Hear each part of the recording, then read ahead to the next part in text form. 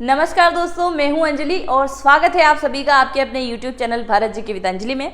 और आज अपन पढ़ने जा रहे हैं आपकी SSC MTS की 15th क्लासेस। इससे पहले मैंने 14th क्लासेस कंप्लीट करवा दी है। आई होप आप सभी ने वो क्लासेस देख ली होगी। चलिए शुरुआत करते हैं आज के इस नए सेशन की। और साथ ही अगर आप न्यू स्टूडेंट हैं, पहली बार इस चैनल पे आए हैं, तो चैनल को जरूर सब्सक्राइब कर दें ताकि मेरी न्यू वीडियो का अपडेट सर्वप्रथम आपके पास में पहुंच सके। चलिए शुरुआत करते हैं आज के इस नए सेशन की। पहला प्रश्न है अपना, इसमें मैंने बहुत सारे क्वेश्चन जो कि 2022 की जो बैच में आए थे, यानी कि आपके ओल्ड पेपर, वो भी मैंने इसमें शामिल किए हैं।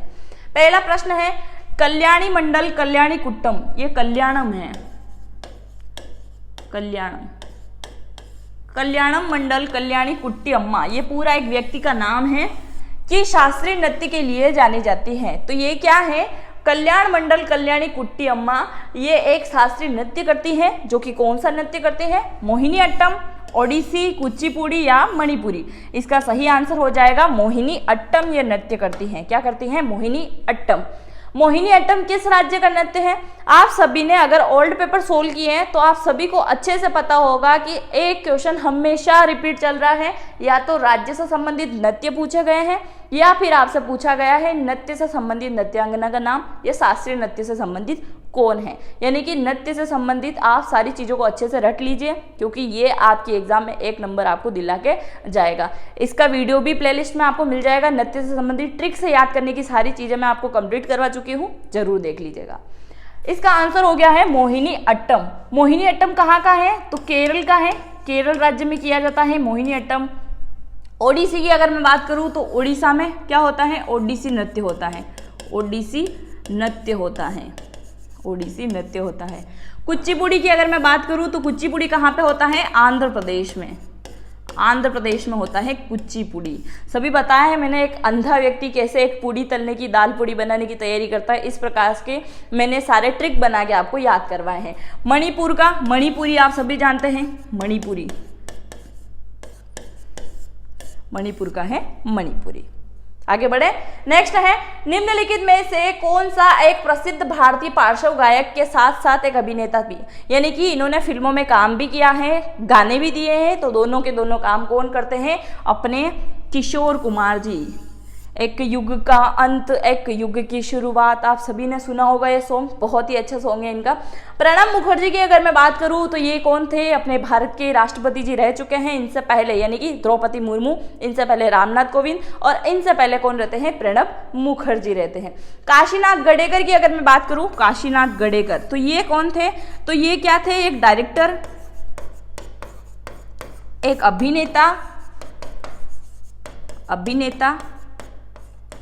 अभिनेता और एक डेंटिस्ट, यानी कि दांतों के डॉक्टर इनको आप बोल सकते हैं। काशीनाथ जी इतनी सारी खूबियां रखते हैं। सुनील छेत्री की अगर मैं बात करूं तो ये भारतीय फुटबॉलर हैं। कौन है ये? भारतीय फुटबॉलर हैं, भारतीय फुटबॉलर हैं। आगे बढ़े तो इसका आंसर क्या हो गया था? किशोर कुमार। नेक्स्ट है अखिल भारतीय मुस्लिम लीग का गठन रिक्तिस्तान में हुआ था। अखिल भारतीय तो कब होता है? ये होता है वर्ष 1906 के अंतर्गत। ये सारे के सारे सन काफी ज्यादा महत्वपूर्ण है। अगर 1906 से संबंधित पूछा है, ऐसे ऑप्शन आपके 2022 में आए थे, तो क्या पता इन्हीं ऑप्शन से संबंधित आपके 2023 में भी क्वेश्चन आ जाए। तो चलो देखते हैं। वर्ष 1906 में क्या होता है? अखिल भारतीय मुस्लिम लीग का गठन होता है। वर्ष 1908 की अगर मैं बात करूं तो 1908 के अंतर्गत क्या होता है? खुदीराम बोस को आप सभी जानते हैं। खुदीराम बोस ये क्या करते हैं? ये करते हैं मुजफ्फरपुर जो होता है, मुजफ्फरपुर, उसके अंतर्गत एक प्लानिंग करते हैं स्वतंत्रता संग्राम के दौरान। और बंगाल में ये क्या कर देते हैं? 2 बम का विस्फोट करते हैं, 2 बम फेंकते हैं। वैसे बम फेंकने से संबंधित एक ही व्यक्ति का नाम अभी तक आपके जहन में आया होगा। कौन है वो? भगत सिंह, आप सभी जानते हैं। असेंबली, नेशनल असेंबली के अंतर्गत उन्होंने बम फेंका था। और बम भी किसी व्यक्ति को मारने की इच्छा से उन्होंने नहीं फेंका था। उन्होंने क्यों फेंका था? क्योंकि उनका ये कहना था कि सोए हुए व्यक्तियों को जगाने के लिए ये धमाका जरूरी था। तो वो किसी को मारना नहीं चाहते थे। एक जो संग्राम चल रहा था किसानों के संबंधित, उनमें कोई भी अंग्रेज ध्यान नहीं लगा रहा था। इसी वजह से उन्होंने क्या किया था, बम वहाँ पे फेंक दिया और खुद का सरेंडर वहाँ पे करवा दिया था। भगत सिंह से संबंधित भी मैं वीडियो लेके आने वाली हूँ 23 मार्च को, यानी कि शहीद दिवस। ऐसा तो 30 जनवरी को भी मनाया जाता है, 23 मार्च को भी मनाया जाता है, 17 तारीख को भी मनाया जाता है, 3-4 तरह से शहीद दिवस मनाए जाते हैं। पर अभी आने वाली 23 मार्च को मैं शहीद के ऊपर वीडियो लेके आने वाली हूँ, जिसमें भगत सिंह, सुखदेव और राजगुरु से संबंधित फुल डिटेल मैं आपको बताऊंगी। आपने भगत सिंह के बारे में बहुत सारे किस्से सुने होंगे ना, वो क्या करते हैं, एक बार थोड़ा बताती हूँ मैं आपको। एक बार क्या करते हैं, वो अपने पिता के साथ में, जब बचपन में छोटे थे, तो वो क्या करते हैं, अपने पिता के साथ में खेत पे जाते हैं और उनके पिता क्या करते हैं, वहाँ पे पौधे लगाते हैं, नन्हे नन्हे पौधे लगाने का कार्य कर रहे होते हैं।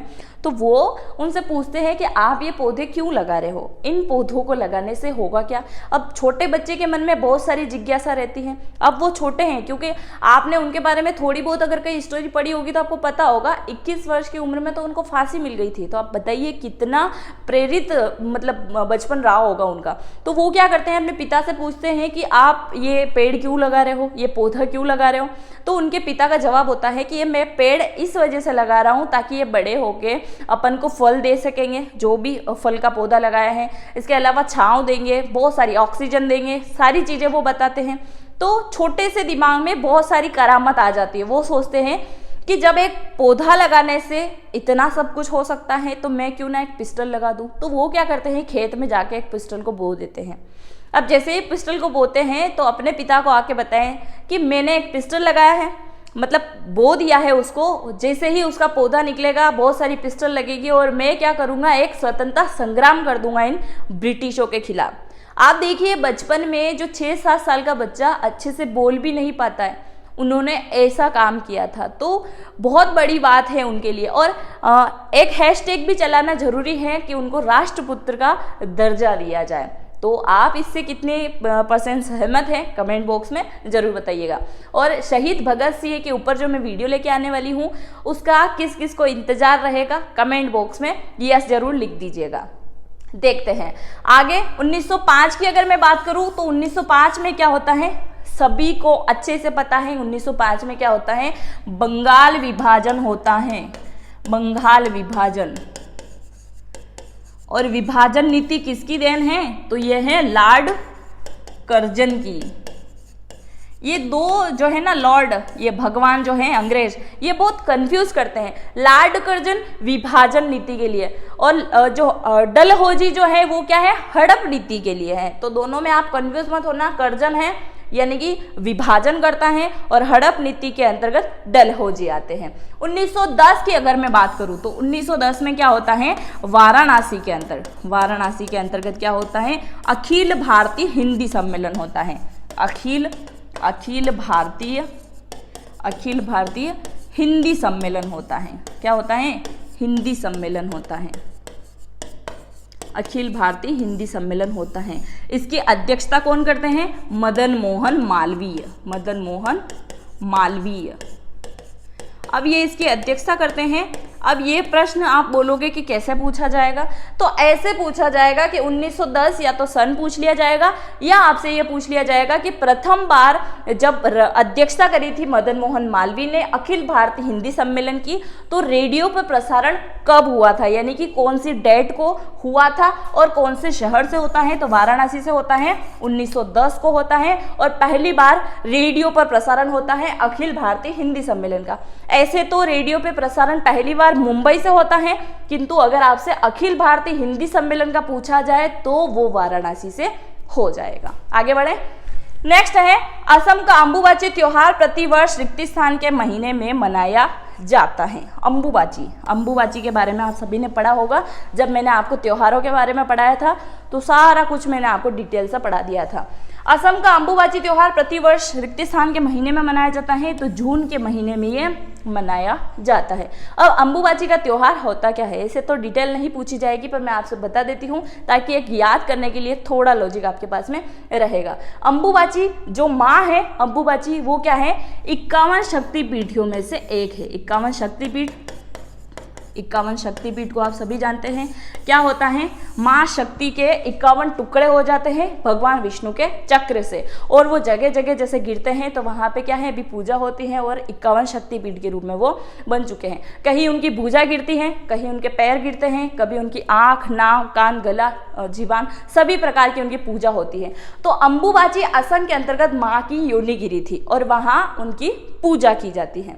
और पूजा के अंतर्गत क्या होता है, जो जून महीना होता है उसके अंतर्गत अंबुबाची में एक त्योहार या मेला आप बोल सकते हो, यहाँ पे 3 से 8 दिन का एक मेला लगता है। और कहा जाता है कि ये जो असम में अंबुबाची का जो मंदिर है, या माँ योनि की पूजा होती है, यानी कि योनि की पूजा होती है। इसमें क्या होता है, जो मंदिर के अंतर्गत योनि रखी हुई है इसके आसपास क्या होता है, महीने के 3 से 4 दिन के अंतर्गत सफ़ेद कपड़े वहाँ बिछा दिए जाते हैं और वो मंदिर बंद हो जाता है। जैसे ही वो बंद हो जाता है 3 दिन के लिए क्या हो जाता है, सब कुछ बंद, यानी कि दर्शन वगैरह नहीं होगा, आवाजाही बंद नहीं होगी, वो एक गुफा के अंदर है।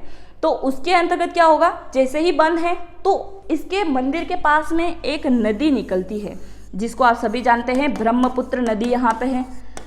तो कहा जाता है कि इन 3 दिनों के अंतर्गत ब्रह्मपुत्र नदी का पानी भी लाल रंग का हो जाता है और 3 दिन बाद जब मंदिर के पट या द्वार जो खुलते हैं उनमें जो सफ़ेद कपड़े जो बिछाए जाते हैं वो पूरे रेड हो जाते हैं और उन्हीं कपड़ों को क्या है, छोटे छोटे टुकड़ों में काट के प्रसाद के रूप में वितरण किया जाता है। तो ये वहाँ की महिमा है और कहा जाता है कि उन टुकड़ों को ग्रहण करना, खाना नहीं है, यानी कि कोई भी पर्स वगैरह में या अपनी अच्छी तिजोरी जहाँ होती है वहाँ उनको रखने से क्या होता है, असीम अपार कृपा इनकी बनी रहती है। तो 51 शक्तिपीठ के बारे में भी मैं आपको बहुत जल्द पढ़ाने वाली हूँ, किस प्रकार के कौन कौन से मंदिर कहाँ कहाँ पे हैं, जरूर मैं आपको वीडियो लेके आने वाली हूँ। तो आप कमेंट बॉक्स में कमेंट करके जरूर बता दीजिएगा। तो कब लगता है, जून महीने में लगता है, कहाँ लगता है, असम में लगता है, कौन सी नदी है असम में, ब्रह्मपुत्र है, इसको दीन कहा जाता है या दिहांग कहा जाता है, आप मुझे कमेंट करके बताएंगे। आगे बढ़े, नेक्स्ट है, निम्नलिखित में से कौन सी गैस पृथ्वी की सतह को सूर्य से आने वाली पृथ्वी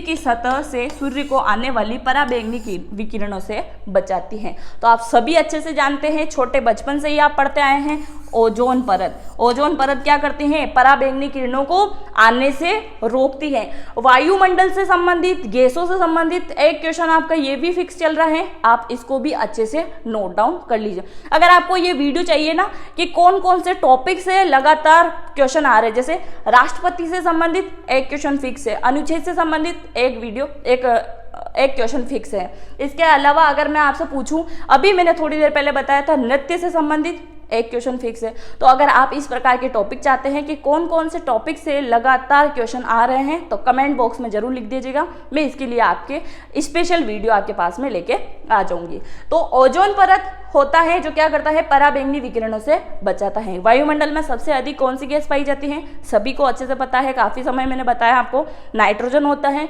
ऑक्सीजन होता है, उसके बाद फिर इसके बाद आर्गन होता है, बाकी बची हुई CO2 हो जाती है, यानी कार्बन डाइऑक्साइड हो जाती है। नेक्स्ट है, मौसम में होने वाले सभी परिवर्तन द्वारा संचालित होते हैं, यानी कि मौसम जो चेंज होते रहते हैं वो किसकी बदौलत है, किसके द्वारा चेंज होते हैं, तो सूर्य। अब क्या होता है, पृथ्वी इनके आसपास क्या करती है, चक्र काटती है, उसी वजह से क्या होता है, दिन रात वगैरह सभी चीजें होती हैं और मौसम में होने वाले सभी परिवर्तन या गतिविधियां इन्हीं की देन है। आगे बढ़े, नेक्स्ट है, निम्न में से कौन सा financially stability and development council of India FSDC के अध्यक्ष बन चुके हैं। तो कौन बनते हैं, ये प्रभार किसके पास में है, वित्त मंत्री के पास में है और वर्तमान में वित्त मंत्री कौन है, निर्मला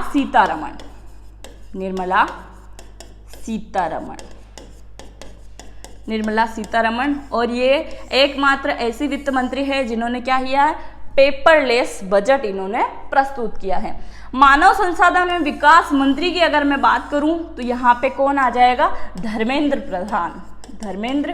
प्रधान। ये अतिरिक्त कार्यभार के अंतर्गत है और धर्मेंद्र प्रधान जो है वो क्या है, वर्तमान में शिक्षा मंत्री भी हैं। क्या है, शिक्षा मंत्री भी हैं धर्मेंद्र प्रधान। नेक्स्ट है कौशल विकास मंत्री। कौशल विकास मंत्री कौन है, तो ये आ जाएंगे पांडे जी, महेंद्र नाथ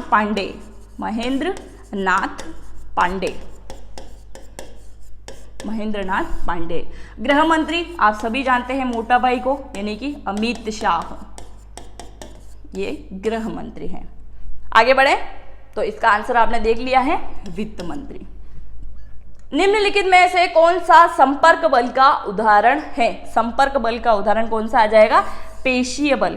दो वस्तुओं को आपस में संपर्क में लाने पे जुड़ने का कार्य करेगी। पेशी के अंतर्गत गुरुत्वाकर्षण बल न्यूटन का नियम है, आप सभी ने अच्छे से पढ़ा होगा। कोई भी वस्तु अगर आप ऊपर फेंकोगे सीधा नीचे आएगी, गुरुत्वाकर्षण बल के अंतर्गत कार्य करेगी। चुंबकीय बल यानी कि चुंबक को आपस में चिपकाना या ऐसी लोहे की वस्तु जो चुंबक से आपस में चिपक जाए, चुंबकीय बल। विद्युत बल को आप सभी जानते हैं, जो कि इसको अगर देखना है तो हाथ लगा के देखना, करंट को पता चल जाएगा कैसा होता है विद्युत बल। आगे बढ़े, नेक्स्ट है हर्षवर्धन 606 से 647 ईसा पूर्व वर्ष के संस्थापक थे, यानी शासक थे। आपसे पूछा गया है तो आ जाएगा पुष्यभूति। क्या आ जाएगा? पुष्यभूति हर्षवर्धन से संबंधित है। गुप्त वंश के संस्थापक कौन है? श्री गुप्त। ये फिर क्वेश्चन आ गया है, मैंने आपको काफी समय बताया है इस क्वेश्चन के बारे में भी, क्योंकि ये क्वेश्चन भी रिपीटेड चल रहे हैं। आप सभी को अच्छे से पता होना चाहिए कि किस प्रकार का क्वेश्चन पूछा जा रहा है। पहले सातवाहन वंश से संबंधित आया था, फिर मुगलों से संबंधित आया, फिर गुलाम वंश से संबंधित आया। अब आप देख लीजिए हर्षवर्धन पुष्यभूति के संबंधित क्वेश्चन आ गया है। तो सभी चीजें आपको याद करके चलना होगा, क्योंकि वंशों से भी संबंधित क्वेश्चन आ रहे हैं। गुप्त वंश के संस्थापक किसको कहा जाता है? श्री गुप्त को कहा जाता है, श्री गुप्त को। मौर्य वंश के संस्थापक चंद्रगुप्त, चंद्रगुप्त। मुगल वंश के संस्थापक कौन है? बाबर, फिर हुमायूं। सब पढ़ा चुकी हूं मैं आपको।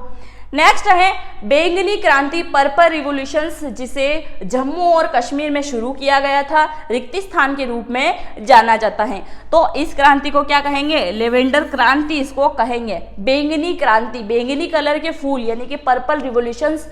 आप सभी ने देखा होगा, बहुत सारों ने अपने फोन की स्क्रीन पे, वॉलपेपर पे, लॉक स्क्रीन पे भी वो वाले फोटो लगाए होंगे, जिसके अंतर्गत क्या है? बैंगनी कलर के फूल आते हैं थोड़े से लंबे साइज में। अगर आपने देखे हैं तो आपको अच्छे से पता होना चाहिए ये फूल कहाँ पे उगाए जाते हैं, यानी लेवेंडर क्रांति के अंतर्गत जम्मू कश्मीर की पहाड़ियों यानी कि बर्फीले एरिया में आपको ये फूल देखने को मिल जाएंगे। और इन फूलों का काम क्या होता है? ये क्या करते हैं? परफ्यूम बनाने के लिए काम आते हैं। पर्पल रिवॉल्यूशन वाले फूल जो कि सिर्फ आपको जम्मू कश्मीर में ही देखने को मिलेंगे। आज ही गूगल उठाओ, चेक करो कौन से फूल हैं, आपको अच्छे से पता होगा और ये फूल आप पहले कई बार देख चुके होंगे। आगे बढ़े, नेक्स्ट है फीता कर्मी प्राणी जगत के किस वर्ग ग्रुप से संबंधित है? तो ये आ जाएगा पटकर्मी से संबंधित। तो इसका सही आंसर क्या है? पटकर्मी।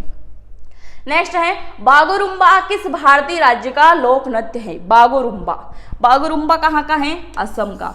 और एक और बहुत प्रसिद्ध जो क्वेश्चन काफी समय पूछा जाता है, बिहू से संबंधित, यानी कि असम का त्योहार है, यहाँ की जाति है और यहाँ का क्या है? नृत्य भी है। तो ये आ जाएगा असम बिहू। तो बागुरुम्बा का आंसर भी क्या है? असम है। गोवा की अगर मैं बात करूँ तो गोवा का कौन सा नृत्य आ जाएगा? ढाकणी।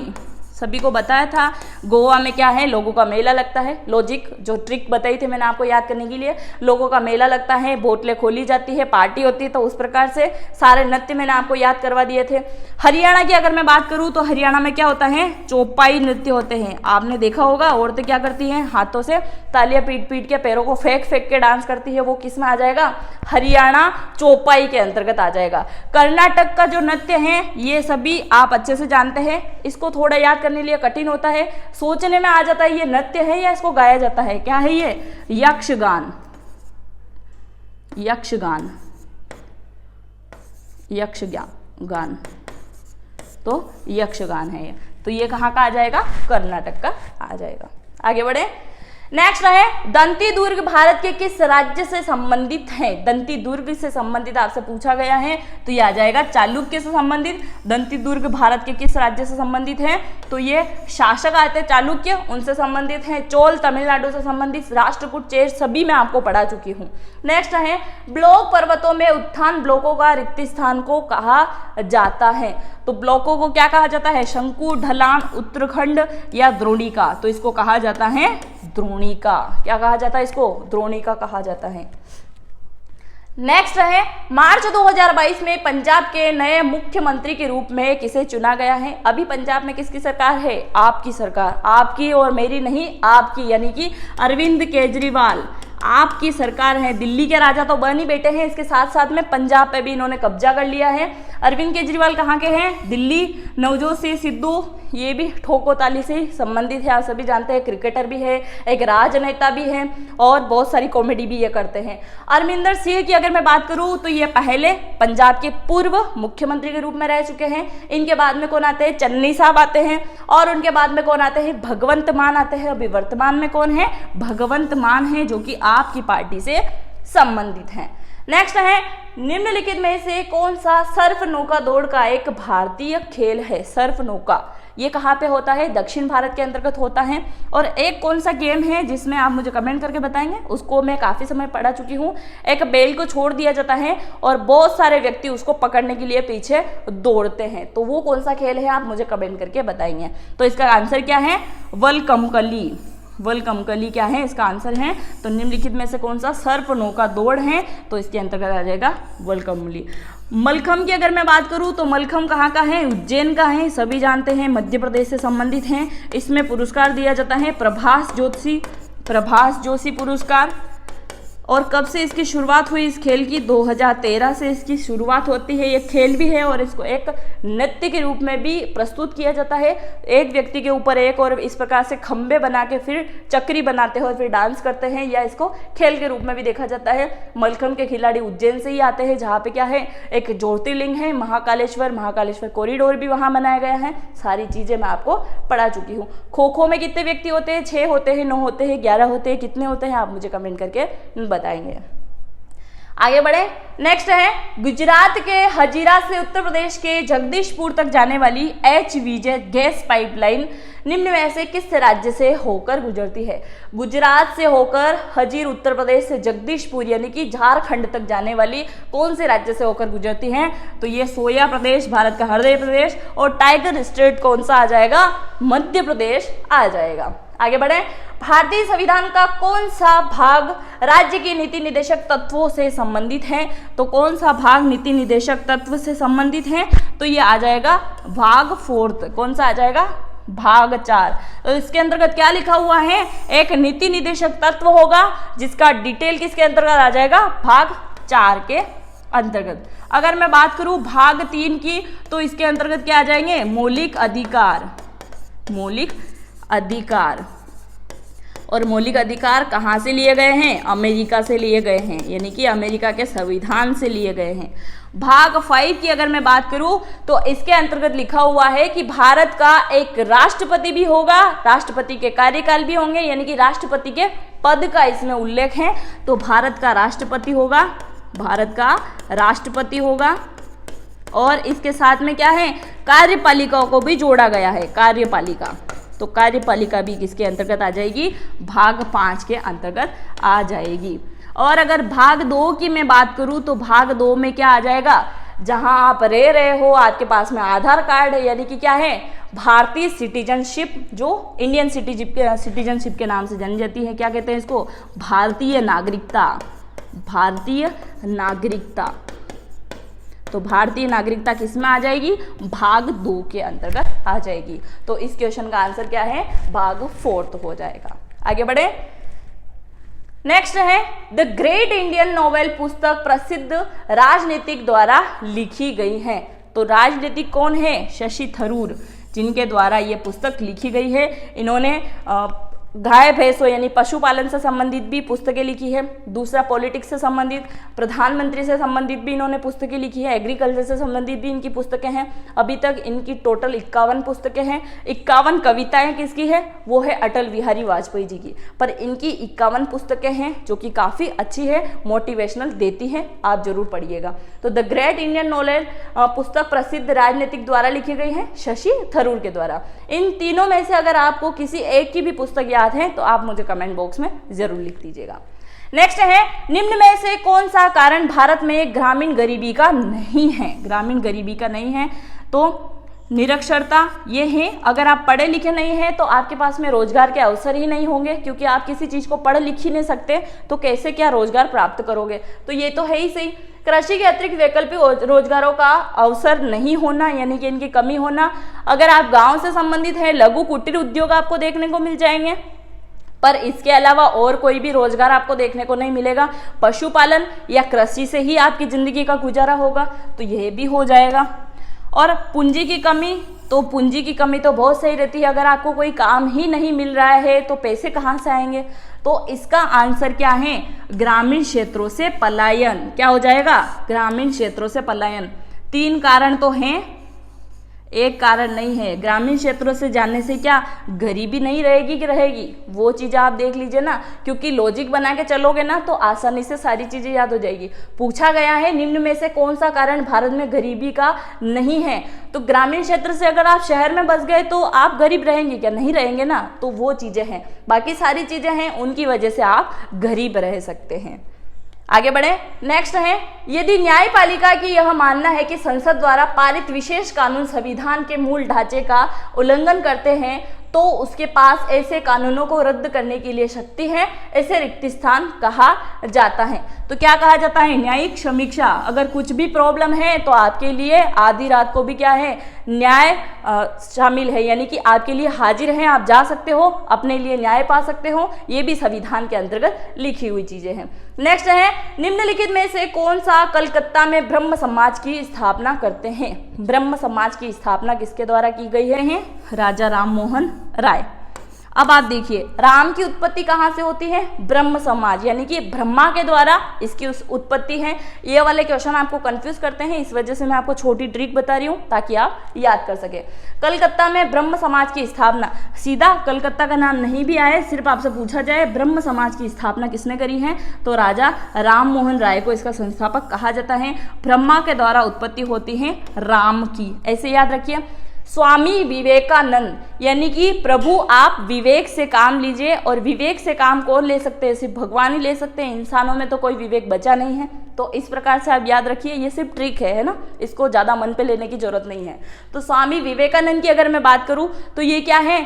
स्वामी आप क्या है, किस प्रकार से कार्य करिए? विवेक से कार्य करिए। तो कौन कौन आ जाएंगे? प्रभु का नाम लिया है मैंने, तो राम, और कौन आ जाएंगे? कृष्ण। तो राम कृष्ण परमहंस, हंस की ये स्थापना करते हैं या संस्थापक इनको कहा जाता है। दूसरा, स्वामी दयानंद सरस्वती। स्वामी यानी कि भारतीय नारियां हिंदू के अंतर्गत क्या है? स्वामी किसको कहा जाता है? अपने खुद के पति को कहा जाता है, दूसरों के नहीं, खुद के पति को ही कहा जाता है स्वामी। इसके अलावा स्वामी के अलावा आप क्या कह सकते हैं? पति, परमेश्वर, बहुत सारे नाम से इनको आप बोल सकते हैं। वैसे तो आजकल बहुत सारे नाम हैं, पर ये ही ठीक है। तो स्वामी, परमेश्वर। इसके अलावा आप देखोगे हिंदू धर्म के अंतर्गत बहुत सारे लोग क्या करते हैं? उनको आर्य कह के भी बुलाते हैं। आपने बहुत सारे पुराण वगैरह पढ़े होंगे, उसके अंतर्गत अपने पति को नाम से नहीं बुलाया जाता है, उसको क्या कहा जाता है? आर्य के नाम से बुलाया जाता है स्वामी को। तो स्वामी दयानंद या पति आप दया करिए हम पे, इस प्रकार से। तो आर्य समाज के संस्थापक भी यही हो जाएंगे, समाज के संस्थापक। तो आर्य समाज के संस्थापक भी इनको कहा जाता है। क्लियर हो गया होगा? इसका आंसर तो मैं आपको बता चुकी हूँ, राजा राम मोहन राय है। आगे बढ़े। प्रति इकाई क्षेत्र में व्यक्तियों की संख्या कम हो जाती है, किसकी वजह से? तो ये हो जाती है जनसंख्या घनत्व में। तो ये मापी जाती है, माप का कार्य किस में हो जाता है? जनसंख्या घनत्व के अंतर्गत हो जाता है।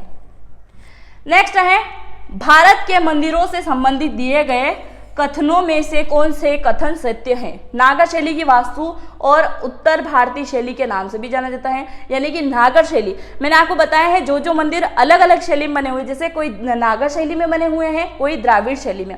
नागर शैली के मंदिर जो है आपको उत्तर भारत में देखने को मिलेंगे, जैसे राजस्थान हो गया, मध्य प्रदेश हो गया, उत्तर प्रदेश हो गया। ये जो एरिया है उत्तर भारत में जो आते हैं उसके अंतर्गत नागर शैली के मंदिर देखने को मिलेंगे, यानी कि ऊपर मंदिर के ऊपर कलश चढ़ाना या फिर त्रिभुज टाइप इनको बनाना। तो इस प्रकार के नागर शैली में आते हैं।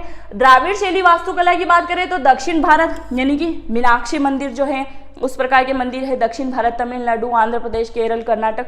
ये जो है इन एरियो में जो मंदिर होते हैं द्राविड़ शैली में बने होते हैं, वो ऊपर से क्या है? चौकुट होते हैं, थोड़े से चौकोर आकृति में होते हैं, ना तो तीखे होते हैं ऊपर से और ना उनके ऊपर कोई कलश लगा हुआ होता है। तो इस प्रकार के जो मंदिर होते हैं वो आ जाएंगे द्राविड़ शैली के अंतर्गत। तो आपसे ये पूछा गया है नागर शैली की वास्तुकला को उत्तर भारतीय शैली के नाम से जाना जाता है। दूसरा ऑप्शन है द्राविड़ शैली की वास्तुकला को दक्षिण भारतीय शैली के रूप में जाना जाता है। जैसा कि मैं आपको समझा चुकी हूँ। नागर शैली उत्तर भारत में है, द्राविड़ शैली दक्षिण भारत में है, तो इसका आंसर क्या हो जाएगा, 1 और 2 दोनों ही सही हो जाएंगे। नेक्स्ट है, निम्न में से किसने वर्ष 2021 में आयोजित ग्रीष्मकालीन ओलंपिक खेल 2020 में रजत पदक जीता था। तो रजत पदक कौन जीता है, ये आपसे पूछा गया है। तो ये जीतती है पीवी सिंधु। कौन जीतती हैं, पीवी सिंधु रजत पदक जीतती हैं, जो कि 2020 में जो आयोजन होना था ओलंपिक, वो कब होता है, 2021 के अंतर्गत होता है। पीवी सिंधु क्या है, बैडमिंटन प्लेयर हैं, बैडमिंटन खेलती हैं। लवलीना बोरगोहेन की अगर मैं बात करूं तो ये क्या है, बॉक्सिंग करती हैं, बॉक्सर हैं ये। बजरंग पूनिया की अगर मैं बात करूं तो ये क्या करते हैं, ये है पहलवान। और रवि कुमार दहिया की अगर मैं बात करूं तो यह क्या करते हैं, कुश्ती करते हैं। क्या करते हैं, कुश्ती करते हैं। तो इसका सही आंसर पीवी सिंधु हो जाएगा। ये थे आज के 25 मोस्ट इंपोर्टेंट क्वेश्चन जो कि मैं आपको समझा चुकी हूँ। अगर आपको आज का सेशन अच्छा लगा है तो अपने दोस्तों के साथ में जरूर शेयर कर दीजिएगा, जिनकी भी आने वाले समय में एसएससी एनटीएस की एग्जाम है। साथ ही अगर आप चैनल पर नए हैं और आपने अभी तक चैनल को सब्सक्राइब नहीं किया है तो सब्सक्राइब जरूर करें और बेल आइकन को जरूर क्लिक करें ताकि मेरे न्यू वीडियो का अपडेट सर्वप्रथम आपके पास में पहुंच सके। मिलते हैं नेक्स्ट वीडियो में। जय हिंद, जय भारत।